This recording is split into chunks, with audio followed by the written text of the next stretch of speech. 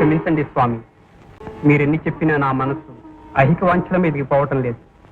సర్వబంధాలు తెంచుకుని సర్వేశ్వరుని అనుగ్రహం సాధించాలనుకునే వారికి వివాహం బంధం కాదా స్వామి?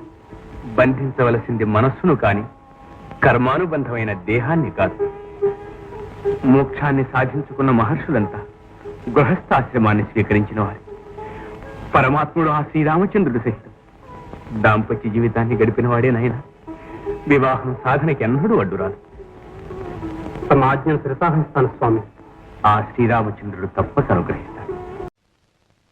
విశ్వంభరుడైన రామచంద్ర ప్రభు ఉండగా మానవ మాతృల ఆశ్రయింపజాలు. కాయకు చెట్టు ఆధారము గాని మరో కాయ కాదు కదా.